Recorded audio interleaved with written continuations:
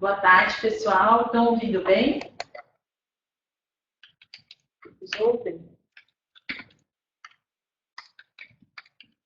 Para a gente testar o nosso webinar.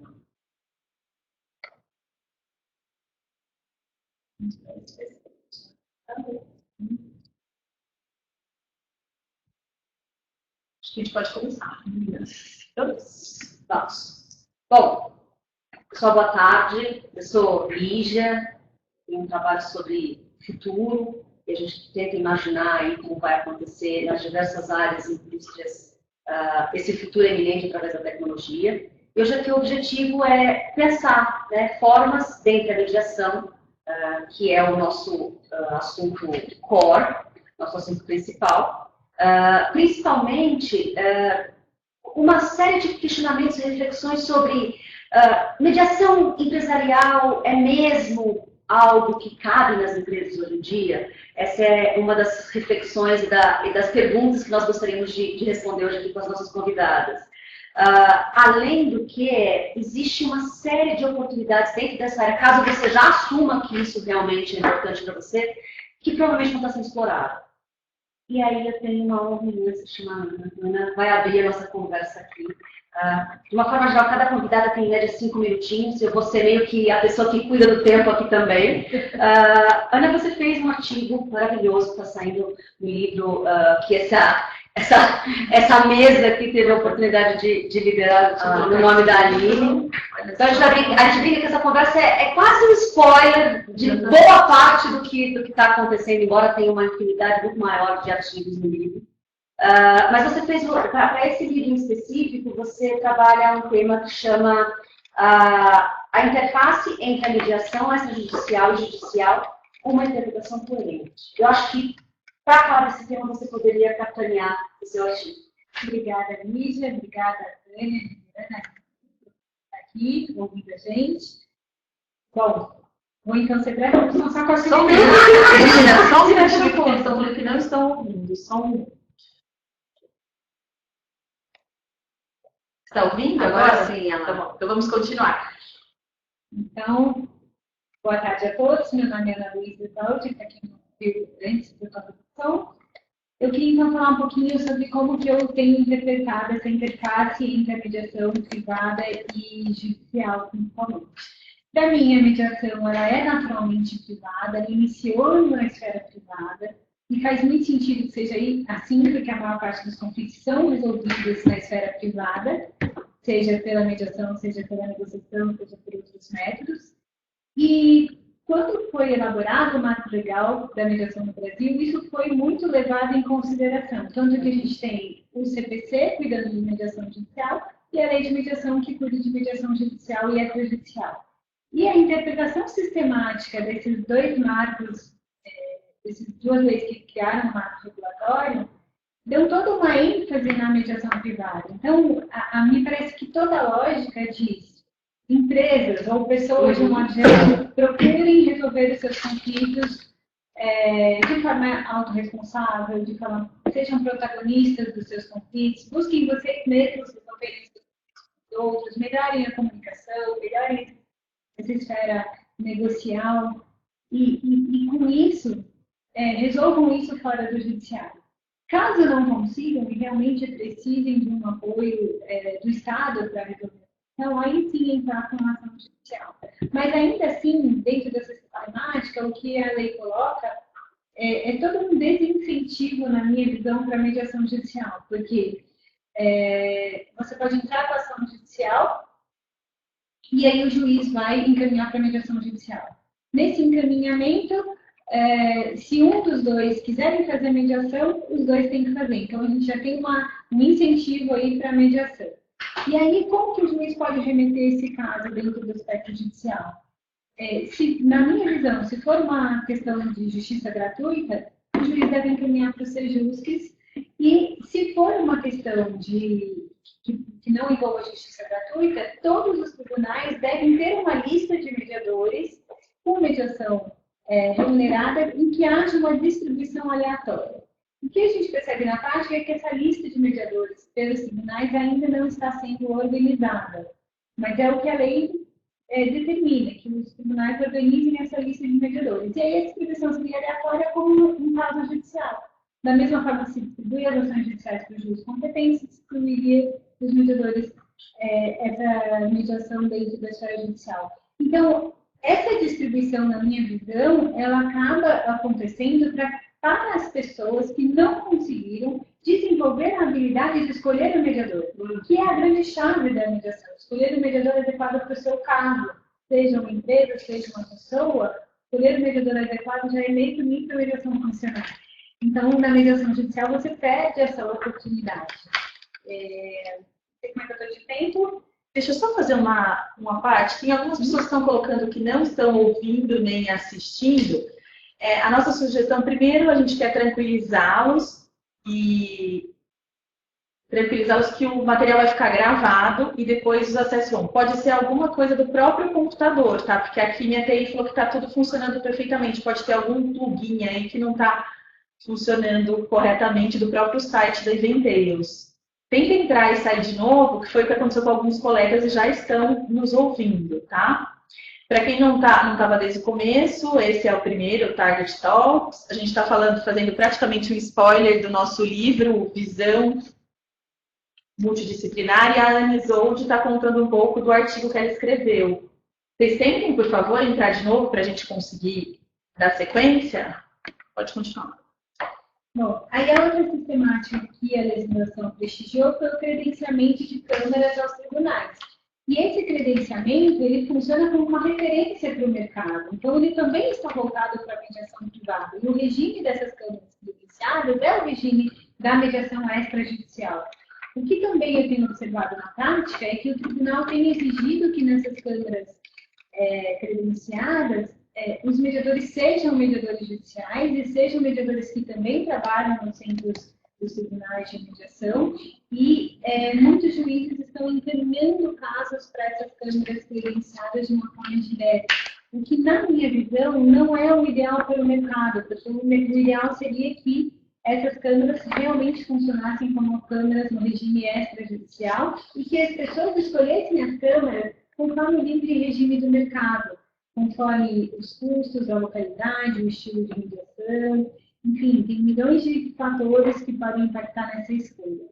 Então, o que eu tenho acompanhado do mercado hoje, principalmente lidando com mediação empresarial, que é o é que as empresas estão cada vez mais desenvolvendo o raciocínio de prevenção de conflitos e depois de gestão de conflitos na esfera realmente privada, porque a lógica é que se eu não quero levar ao judiciário, eu não precisaria levar sequer a homologação, porque quando eu levo para a homologação, eu também estou usando o judiciário de alguma forma. E a lógica das empresas está muito baseada na experiência do cliente. Elas querem um cliente feliz, satisfeito, e para isso a mediação serve como uma luva. Então, assim como panorama geral, acho que era isso que eu tinha para colocar sobre o artigo. Só mais um momentinho técnico. Ô, Flaviana, é você que escolhe, você está mandando sugerir diminuir o PowerPoint para vermos melhor você, é você no seu computador que escolhe o tamanho que vai aparecer para você. Essa facilidade do web, né, é desafiante, né? Inclusive, as pessoas estão perguntando pelo Simpla, elas receberam um e-mail do Eventdeals, que é uma outra plataforma que estava escrito quando elas se inscreveram, que elas receberam o segundo. Vai começar agora, não tem como entrar. Dá para você mandar um e-mail, que eu vou tentar pedir para alguém incluir. Eu tenho que mandar outro e-mail. É que a novidade ainda, né? Não, apesar da facilidade, faz parte.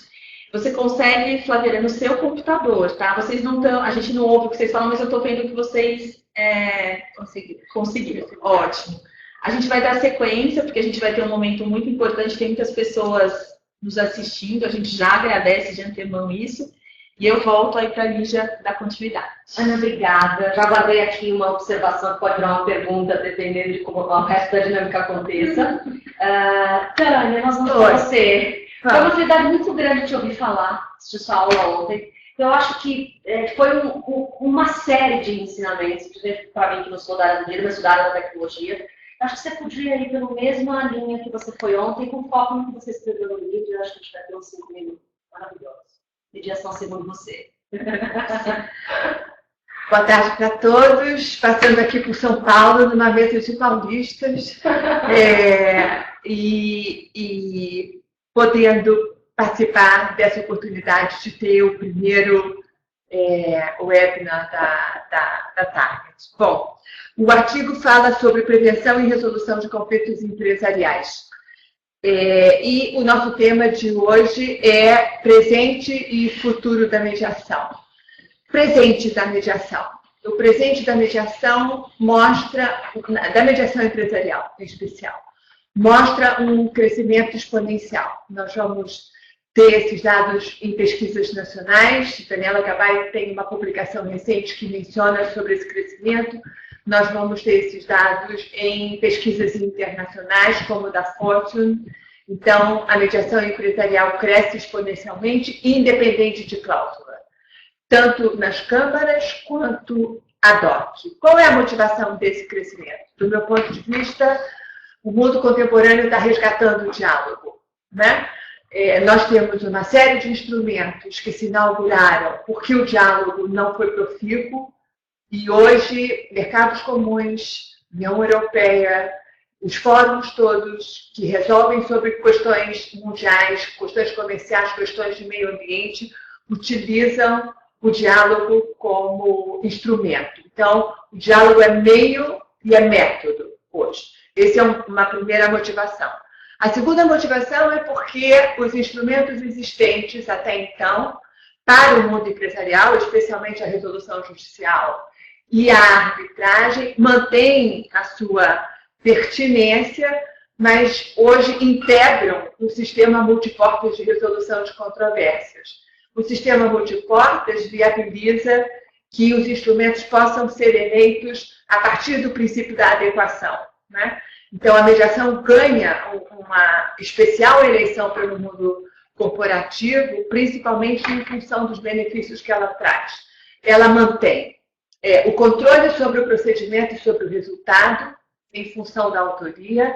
O tempo é o tempo das pessoas, então é um instrumento tempestivo, não é no tempo das instituições, é no tempo das pessoas. Trabalha-se com confidencialidade. A autoria viabiliza que o modelo de negócio seja preservado e seja observado, então as soluções são customizadas, e em especial ela, nesse sentido, acho muito pretensiosa, inclusive, porque ela quer também preservar relações sociais. Então, essa soma de autoria, solução customizada, confidencialidade, tempo das pessoas e preservação da relação social é tudo que o mundo empresarial precisa, né? E aprecia.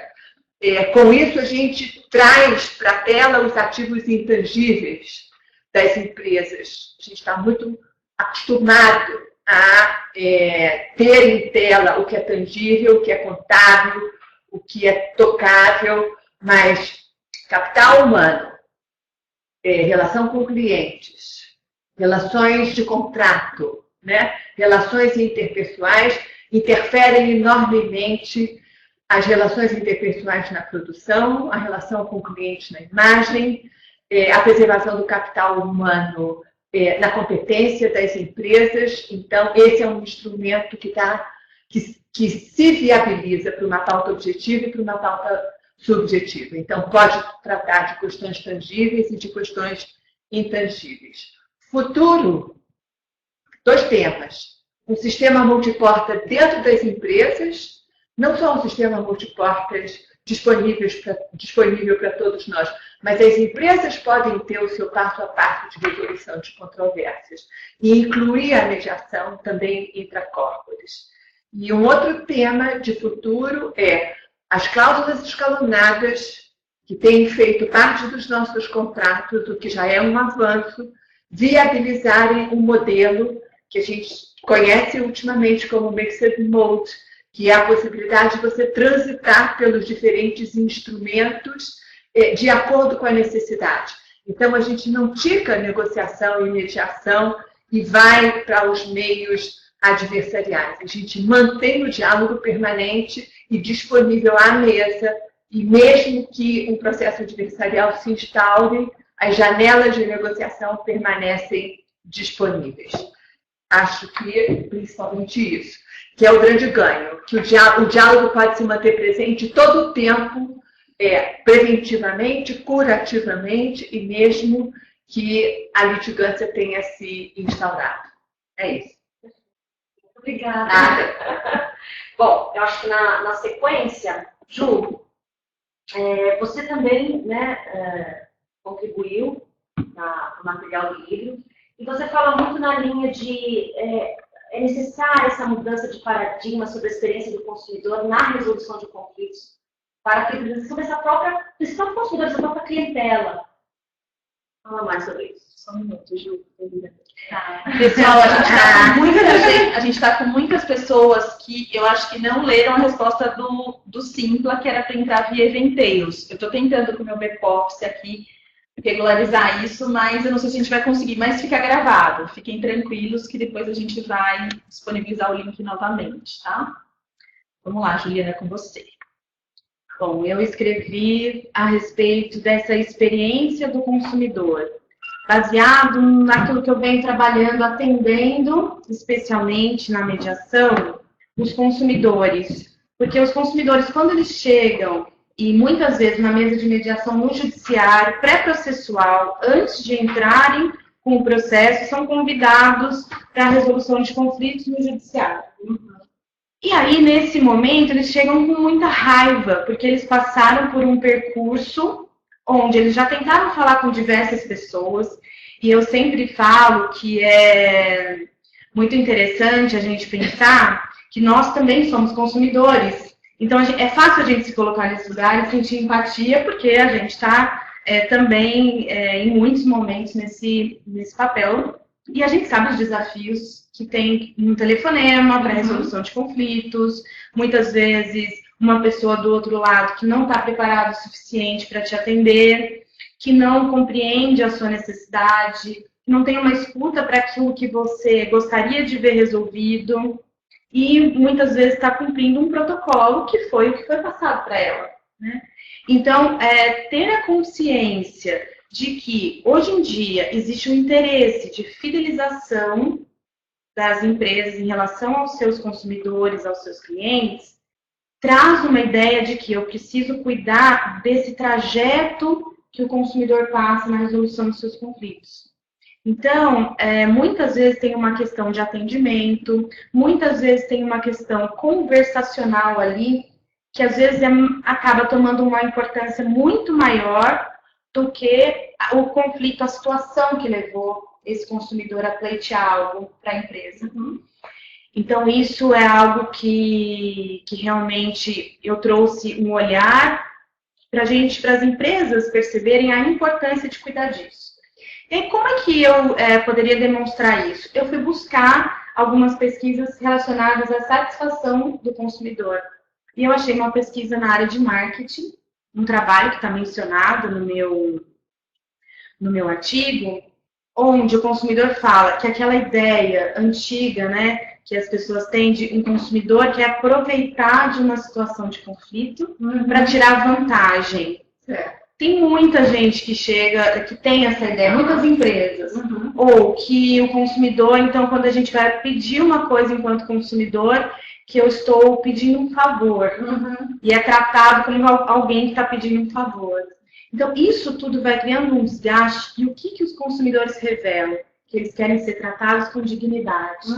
Que espaço eles conseguem ser tratados com dignidade? Um espaço onde se senta para conversar, se escuta aquela pessoa, se olha nos olhos daquela pessoa, busca entender a necessidade dela, o que levou ela até ali, e especialmente onde a empresa também tem um trabalho anterior a esse momento de resolução interna dos conflitos. As pessoas preparadas, então eu acredito muito também em prepararmos os atendimentos, as pessoas que se relacionam com o consumidor, serem preparadas para essa escuta, terem ferramentas conversacionais para cuidarem dessas situações de conflito com eficiência. E mesmo assim, se isso não acontecer, propiciar um encontro para a solução de conflitos na mediação, onde vai ser um espaço privilegiado para isso acontecer. Porque esse é o papel do mediador e da mediação. Então, as empresas, elas vão ter uma condição muito melhor para fidelizar esse cliente, que muitas vezes sai de uma audiência que chegou com raiva por todo o percurso que passou e agradece e continua cliente e tem ainda mais força aquela relação que ele viu ser superada. Perfeito, Ju. E ali? Deixa eu colocar. Pessoal, acho que agora entraram várias pessoas que estavam sem acesso, porque acho que não entenderam a dinâmica do e-mail, mas vai ficar gravado e a gente vai divulgar para todo mundo. Bom, chegou, você que está operando, tecnologicamente, operando aqui toda a curadoria desse processo. Eu gostaria de fechar essa primeira parte de explanação com o seu ativo, né? Você não só capitaneou a curadoria especial desse livro, mas escreveu também e vem sendo uma fonte para mim de grande aprendizado, tá? Junto com você. Então, conta um pouco da tua visão, né? Quando você fala, olha, eu quero trazer um ponto onde geralmente as pessoas não é um ponto confortável. Então, eu não quero nem antecipar qual é, para que você deixe de falar, porque a gente já sabe que nem sempre ele é confortável. Sim. Primeiro, eu queria muito agradecer, porque as minhas ídolas estão aqui na mesa comigo. A minha mais nova ídola é a Lígia, né, que veio trazer uma ressignificação para tudo que eu já acreditava, então não é novo, mas são coisas que eu já acreditava. E isso vai totalmente ao encontro do que eu escrevi no meu artigo, que de uma maneira bem aproveitando o momento, porque, como vocês sabem, eu me dedico à mediação empresarial, mas quando eu vi grandes artigos já satisfeitos no livro pelos temas que a gente já tinha recebido, eu acabei entrando numa outra esfera, que eu estava acompanhando muito, essa parte de Lautech e Legaltech, e aí eu acabei verificando que as pessoas estavam entendendo que Online Dispute Resolution, que nada mais é que um meio alternativo de resolver o conflito também, que ela era um fenômeno disruptivo. E aí isso seria um grande sonho para todas nós aqui, se a mediação fosse um fenômeno disruptivo, né? E é muito importante a gente conceituar isso, porque um fenômeno disruptivo, e é o que eu vinha conversando até com a Tânia hoje, na verdade o fenômeno disruptivo, ele tem muito a ver com uma situação que deixa de existir, que isso é muito usado em tecnologia, na área comercial, em que o próprio Steve Jobs trazia muito isso, que uma situação nova que passa a deixar de existir a antiga. Por exemplo, o exemplo do celular. Que o celular antes era um celular para fazer ligação. E a partir do momento que a Apple, e nem sei se ela foi a primeira, mas foi dele que eu li esse exemplo, trouxe uma nova funcionalidade para os celulares, o celular só de ligar passou a ser inutilizado. E hoje ainda com o WhatsApp, eu acho que aos poucos vai terminando. E a ideia de tudo isso é falar o quê? Na verdade, trazer para vocês que a mediação, ela pode sim ser uma mudança de paradigma, que aí pegando um gancho do que a Ju fez, que esse olhar para o consumidor, esse olhar para a jornada do consumidor, entender as dores dele no caminho da empresa, isso cabe em mediação em todas as etapas. Então, quando a gente está falando de design, de solução de conflitos, nada mais é do que você olhar para a sua esteira e verificar em cada ponto onde está acontecendo um problema e tratar. E isso a gente está vendo muito na mediação e na própria arbitragem, que há uma mudança de paradigma, as coisas estão crescendo, tem um material excelente da Daniela Gabay que traz algumas pesquisas mostrando que não estão ainda tão altos, né, mas tem caminhado como a gente imagina, né, que até a Tânia colocou isso, mas não dá para ser ainda um fenômeno disruptivo. Gostaria muito que a gente pudesse falar isso aqui nessa mesa, que ou Online Dispute Resolution ou até a mediação, né, poderia ser um fenômeno disruptivo, mas eu acho que não, eu acho que é uma inovação e uma mudança de paradigma, e aí as pessoas precisam acreditar. Então, o objetivo do Target Talks, já aproveitando os minutinhos do meu tempo, é trazer junto com pessoas que estão há tanto mais tempo nessa jornada da mediação e das soluções de conflito, para todo mundo os benefícios e quais são as oportunidades que talvez a gente ainda não esteja aproveitando. E aí, já no spoiler do livro, a gente vai oportunamente falar onde vai ser adquirido esse livro, que ainda vai ser lançado amanhã. A gente conseguiu aqui unir, fiz a coordenação com a Juliana, a gente conseguiu reunir aqui diversos autores, faltaram muitos que a gente queria que estivesse aqui também, mas por vários motivos não puderam, mas que estão trazendo uma realidade que a gente precisa dar uma olhada, refletir e a gente atender todas as expectativas das empresas, do judiciário e dos consumidores. É isso.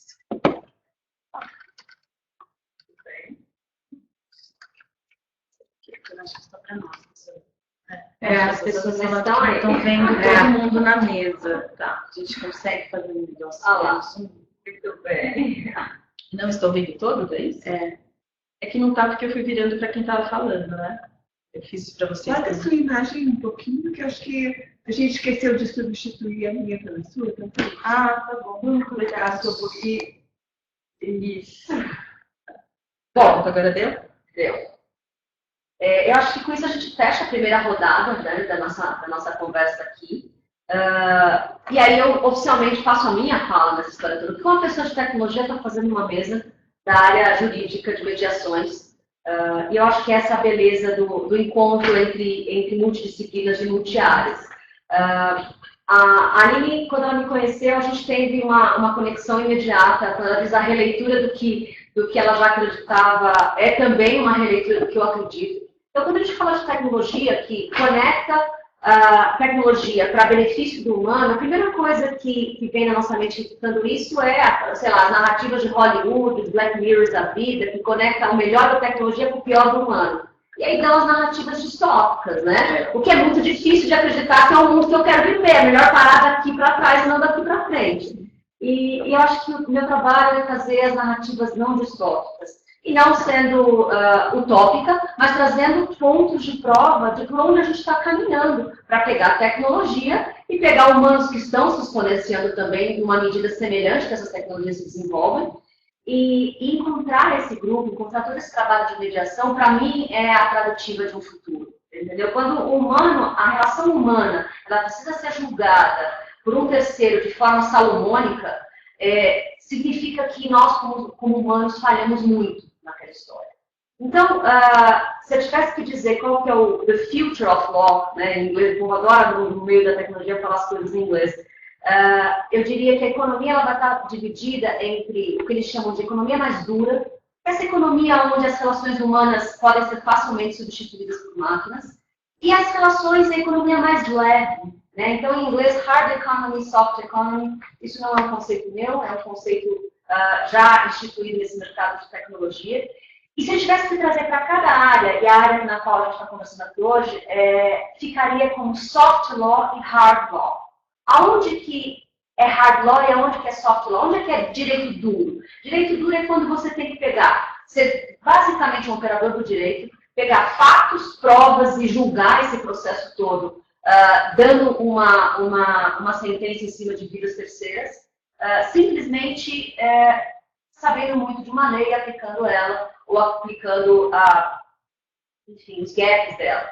O ponto é, isso a máquinas, quando eu digo máquinas, inteligências artificiais, gigantes empresas de tecnologia, que são o meu ambiente comum, as máquinas, essas inteligências hoje, não precisa nem ser 5, 10, 15, 20 anos na frente, elas já têm capacidade de ser treinada de fazer melhor, porque é memorizar leis e fatos e aplicá-los segundo aquelas próprias leis.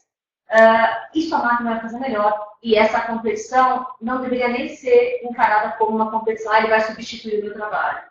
Porém, se você realmente pensa o direito basicamente desse ponto de vista, pode ser uma ameaça. Agora, se você entende que você pode trabalhar junto com essa máquina vai fazer um trabalho, vai ser quase como uma memória estendida, um time estendido daquilo que você faz todos os dias. E para você vai sobrar o soft law, né, que é o direito mais leve.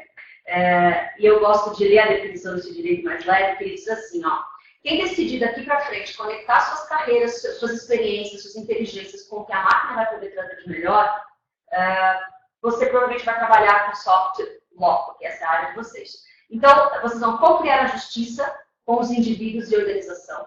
Vocês vão prevenir relações humanas que possam vir a se comprometer. Você não vai se trabalhar num quase pós-relação quebrada. A gente previne, é muito na fala da Ju aqui, trabalha-se antes, para não chegar nesses processos comprometidos. E toda a parte de trabalhando, né, ao prevenir essas relações humanas que possam se comprometer, o principal matéria-prima vai ser trabalho com conceitos éticos e moral aplicado a esse desenho social, seja público ou seja privado. Isso tem um ramo imenso dentro de qualquer uma dos vieses do direito. E quando eu encontrei aqui esse trabalho super interessante, profundo e sério, que fazem na mediação, para mim é um grande exemplo do que é soft law. Se eu tivesse que dizer para onde o futuro, a transição de tudo isso vai nos levar, é já o que vocês estão fazendo aqui. A hora que as máquinas estiverem super maduras, nós precisamos de pessoas maduras como vocês em saber identificar o conflito humano no olhar, entendeu? A máquina jamais vai saber fazer isso. E por conta dessa larga experiência em conflitos humanos, vocês vão saber e operar mesmo como prevenção desse processo. Eu acho que o que vocês acabaram de me dizer já é uma verdade, ela só não está largamente instalada, assim como a tecnologia, ela já é uma verdade, só não está largamente instalada. Então as coisas vão se desenvolver. Eu fico muito feliz de ver um monte de exemplos aqui de soft law. Então, nessa linha, a gente pode abrir para agora a segunda parte, que são as perguntas. Se alguém tiver alguma pergunta aí do outro lado, por favor, vamos iniciar. Eu tenho algumas aqui, mas eu vou dar uns minutinhos para que vocês utilizem esse espaço mesmo para tirar as dúvidas que estão aí desse lado. Então, por favor, vamos dar uns minutinhos para as pessoas elaborarem suas perguntas.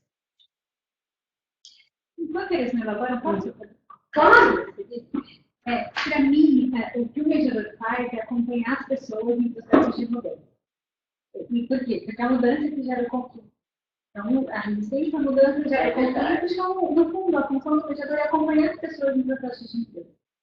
E o grande paradoxo do mediador é saber que um dia ele não vai ser necessário. Porque as pessoas vão desenvolver habilidades suficientes para talvez não precisar da coisa. Então, a gente vive nessa questão. E eu percebo a mediação, entre o disruptivo e o colaborador, como algo que vem dentro de um movimento de colaboração e está se desenvolvendo em diferentes setores. Seja na hotelaria, seja no transporte, seja na gestão de conflitos, seja na forma de trabalhar com todo o. Então, eu acho que ele faz parte de um movimento muito maior. E, nesse sentido, ele está, assim, trazendo muita transformação para o mundo. Sim.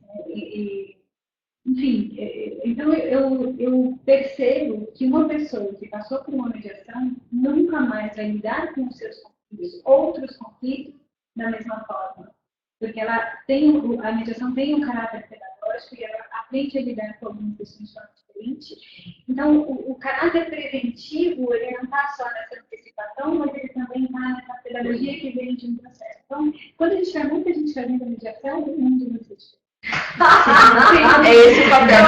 Eu adoro esse processo de realmente de desenvolver os humanos através das inovações que nós temos. Inovação, as pessoas elas têm dentro da só tecnológica, mas não, são processos que levam a gente para um próximo nível e dali nascem outros desafios. Mas a tecnologia pode nos ajudar. Sem dúvida alguma. Sem dúvida alguma. Você vai pontuar, pode pontuar. Eu quero dar continuidade a um ponto que a Ana falou. Esse protagonismo e essa direção em direção à autoria, que a mediação reabilita, ela ajuda as pessoas a resgatarem uma crença na competência para lidarem com as próprias vidas. Então, esse sujeito que se percebe capaz, né, de auxiliar por um terceiro, que não deu palpites, que não disse o que fazer, que na realidade foi dele que surgiram as soluções, essa experiência com a competência para resolver vai ajudar, não só o assistente.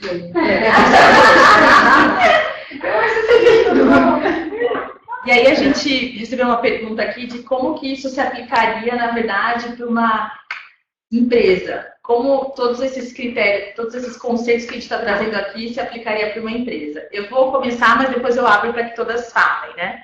Na verdade, o que a gente precisa imaginar é que quando a gente fala de um projeto de mediação, ou como mediadoras como nós vamos apresentar um projeto para uma empresa, a gente está olhando exatamente o ponto que a Juliana falou, que é todo esse olhar para a esteira de atendimento, por exemplo. Então, eu tive a grata felicidade de ter uma vivência prática disso no Banco Itaú. Então, a gente tinha lá um projeto de mediação, só que esse projeto efetivamente de mediação, mas fazia mediação? Claro que fazia mediação.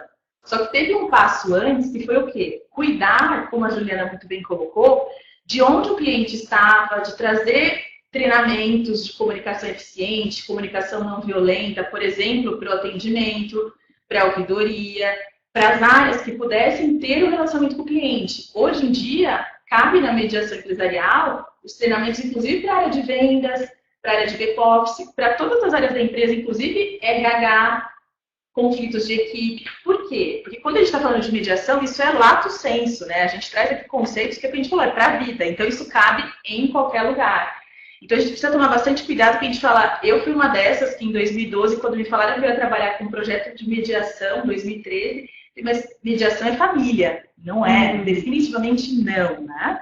A mediação cabe em qualquer lugar, em qualquer espaço, e a gente vai ser seres humanos mais evoluídos com a mediação, né? Se vocês quiserem complementar, que eu achava muito importante. Eu ia, mas tem tudo a ver, foi ótimo, assim, porque quando a gente fala desse soft law, assim, me trouxe muito conforto pensar em tudo isso que a gente tem feito com a mediação. Por quê? Porque quando a gente fala de cocriação da justiça, a gente está falando dessa participação das pessoas naquilo que elas entendem por justo. Exatamente. E para isso, tem essa questão do diálogo.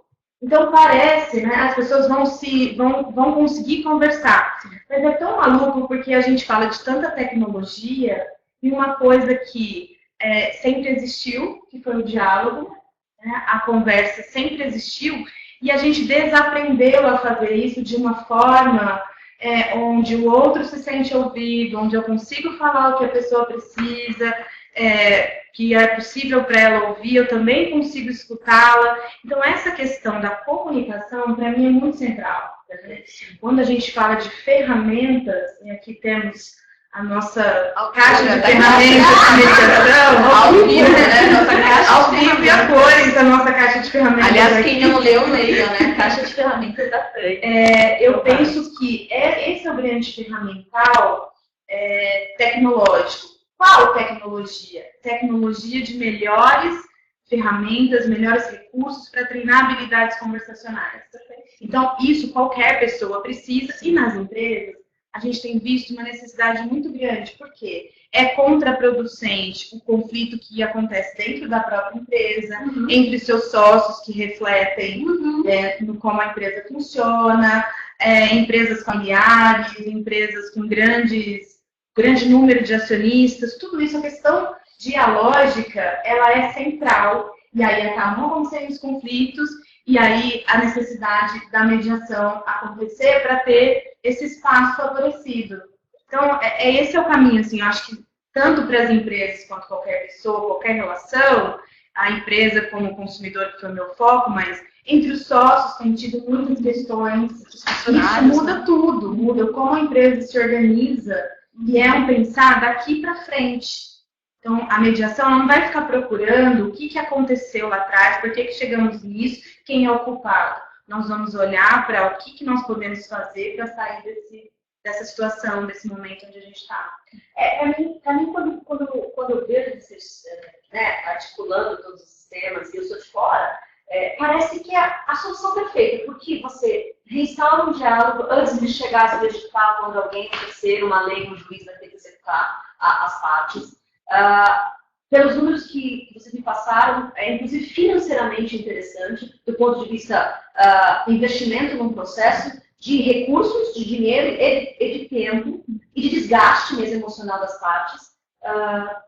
Por que não está todo mundo correndo para fazer isso? Essa é a pergunta que não quer calar, entendeu? Vocês tocaram de alguma forma aqui e ali, eu entendi que é uma prática nova, mas falta o quê? A gente sair contando para todo mundo, porque parece que é o mais certo a fazer. As empresas, elas criam algum tipo de conflito por conta de um processo antigo, de linha de montagem, que coloca lá o coitado do atendente para falar um script muitas vezes, ou qualquer que seja o processo, eu tenho certeza que não foi pensado. Né? Mas na hora que você chega no dono da empresa e conta o que na outra parte, a pessoa chegou com raiva da sua empresa, e ela é cliente, ela quer continuar lá, e é coisa simples, se tivesse acesso ao dono, ela não estaria com raiva, porque o dono resolveria. Então, como é que eu dou empowerment para que a cadeia não gere raiva e abandono dos meus clientes? Né? Isso é um lado. Enfim, por que as pessoas ainda optam por ir às vias de fato? Eu acho que só deveria ir um caso muito, muito grave.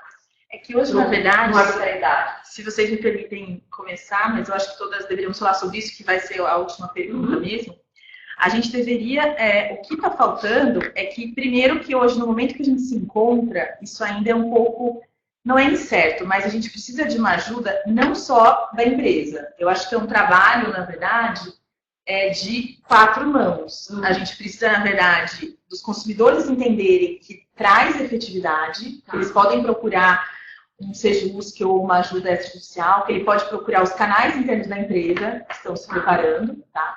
Eu acho que os advogados, eu acho que a gente tem grandes aliados, porque os advogados, eles têm sim que se inserir na mediação e ver disso uma opção que a gente tem no Código de Ética. Eu acho que aqui só a Tânia e você que não são advogados, mas a gente tem, apesar da gente não atuar mais, mas a gente sabe que tem um Código de Ética que fala que o advogado tem que privilegiar esses meios alternativos, que não é criar soluções de conflito que não sejam judiciário, né? E isso eu acho que falta.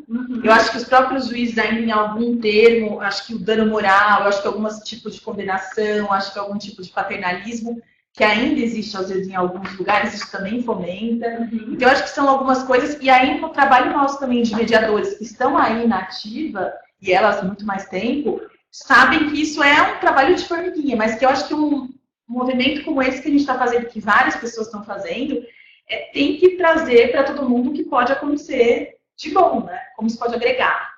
Pode complementar. Ana, quer? Eu acho que a gente confundiu justiça com judicialização. Né? Acho que a cultura aprendeu a judicializar as questões do cotidiano. Ela ficou tão fácil ir ao judiciário por coisas tão pequenas que a gente passou a usar esse instrumento como primeiro instrumento, quando na realidade ele é o CCI das situações, ele não é o ambulatório da situação. Né? Então a gente está no caminho de passar da cultura da sentença para a cultura do diálogo. Eu me percebo cada vez menos falando sobre mediação. Eu já falei muito sobre mediação porque ninguém conhecia, era preciso falar. E hoje eu me percebo muito mais falando sobre diálogo. Perfeito. E acho que o diálogo tem uma aceitação em 100% da população. Sim. Qualquer meio. Mediação de conflito não tem tanta aceitação assim, porque conflito não é uma coisa que acontece nem na minha empresa, nem na minha casa, nem no meu bairro. Perfeito. Então, talvez a gente possa ter o diálogo como um instrumento maior e como motivação maior para as nossas falas, que esse convite não tem por que não aceitar. Exato, porque a gente está em épocas que máquinas estão dialogando quase como humanos não podem dialogar como máquinas, né? De uma forma geral. A gente resolveu, acho que a gente respondeu. Pode falar. Para mim é uma das perguntas mais difíceis de responder. Acho que fica aqui a reflexão para todo mundo. Eu tenho também que tudo isso que foi colocado, sim, faz sentido, mas também pensar um pouco no estado de evolução da sociedade como um todo. Porque tem outras coisas que também nós não nos orgulhamos e que acontecem, como a guerra, a violência. Sim. Então, se todo mundo sabe que o cigarro faz mal, por que ainda tem cigarro? Por que ainda tem gente que fuma? Então, eu acho que isso é muito mais profundo, a resposta disso é muito mais profunda. Sim. E a gente precisaria realmente de mais tempo para poder trazer algo mais preciso. Mas eu acho que tem relação com o estágio de evolução da sociedade de modo geral. Nós já demos passos para frente, mas precisamos para mais. A gente tem uma última pergunta. A pergunta da Elizabeth, eu acredito que seja Elizabeth, que aqui só aparece o Elisa Batista. Desculpa, Elisa. A gente já respondeu agora, e a gente recebeu uma pergunta da Flávia em relação, parabéns pela iniciativa, tem uma pergunta, já que o dinheiro, a remuneração pelo nosso trabalho está no privado, como captar clientes empresariais? Gostaria de ouvir uma dica de cada participante da mesa. Obrigada. Eu acho que a primeira coisa é cultural. É uma disseminação cultural. Enquanto as pessoas não conhecerem a mediação, ninguém vai procurar o que não conhece. Então, é um trabalho da gente contar para as pessoas que isso existe, fazer visita, apresentação, palestra, tudo o que é possível, eventos como esse, webinars, tudo que for possível para trazer para as pessoas o conhecimento de que isso existe. Né? E talvez essa questão da cultura da sentença, da cultura do diálogo, nós passarmos também para essa ideia da sociedade não precisar recorrer ao judiciário para isso. Então, isso também é algo que a gente pode contar, e isso dá para contar na mesa do bar também. Sabe? É de um amigo para o outro que vai contando. Sabia que não precisa entrar com processo? Sabia que você pode procurar uma mediação? Você sabia que... E aí, acho que assim a gente vai fazendo isso acontecer. Caminhamos, estamos longe do... Isso que a gente trouxe é muito importante. Eu sempre brinco que quando eu fazer mediação, qualquer coisa que me perguntavam, eu respondia mediação. Não importava para quem, pediu receita de bolo, eu respondia mediação. Então, eu acho que essa é uma das formas de você começar a construir essa cultura. Mas uma das coisas que eu tenho observado, que me parece que os mediadores, também vários mediadores precisavam talvez cuidar mais, é de fazer um planejamento de carreira e entender aonde ele quer atuar. Então, quando você fala, como trabalhar com conflito empresarial? Empresas têm um universo imenso. Então, que tipo de empresa você quer trabalhar? Que tipo de cliente você quer ter? Qual é o nicho que você quer? Conflitos internos, conflitos externos? Dentro disso, uma especialidade? Então, acho que pensar um pouco em elaborar esse planejamento, de encontrar o seu público e aí se especializar faz muita diferença, ao invés de sair atirando para todos os lados. Então, para mim, essa é a dica. Dá tempo para a dica? Minha dica é: não apresentem mediação. Apresentem os benefícios da mediação. Procurem saber se interessa para uma empresa. Interessa que, quando se gasta com conflito, né? Interessa diminuir esses custos? Interessa aumentar a produtividade? Interessa trabalhar capital humano? É interessante que sejamos autores das soluções que a gente precisa, que isso se dê num tempo curto, que isso se dê com confidencialidade, que as relações sejam preservadas. Se isso é interessante para vocês, isso se chama mediação. Muito bom. É isso. Só para fechar, em relação a essa parte do trabalho totalmente do privado, eu acho que o que a gente precisa, eu acho que na linha de todas elas, é preparação, foco e trabalhar as empresas. Não é só ir mandando, que eu acho que a gente acaba se desprestigiando na medida em que a gente não segue lá os padrões de ética dos mediadores e como a gente abordar isso em consultoria, a gente vai mandando tudo discriminadamente para todo mundo. É o que a Ana falou, foco.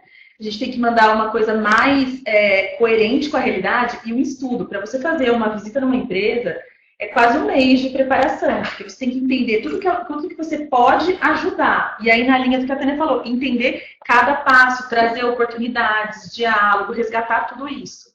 Então, essa é a minha dica, preparação. Eu acrescento uma.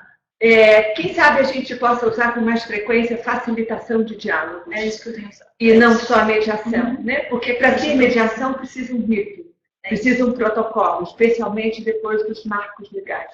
E com os mesmos instrumentos a gente pode fazer trabalhos mais informais e chamar de facilitação de diálogos, que é para o método ficar preservado, né? Com esse nome que foi conferido para ele. A gente vai encerrando, que a gente está ultrapassando um pouco o limite do horário, a gente sabe que está todo mundo corrido.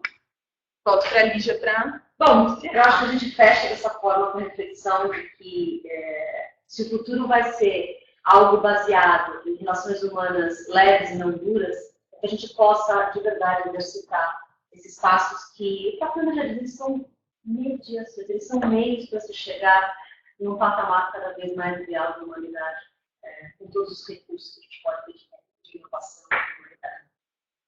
Então, vamos com vocês. Espero que vocês tenham, que vocês concordem comigo, que tenha sido um excelente talk e que venha o próximo. Sim, entregue. Obrigada a todos, obrigada a vocês pelo ter aceito o convite. Obrigada. Esse vai ser só o primeiro. Obrigada pela presença de todo mundo. Obrigada, gente, pela oportunidade. E depois fica online, tá? Quem tiver alguma oscilação, ele continua. Seu e-mail está liberado para assistir, tá? Obrigada, pessoal.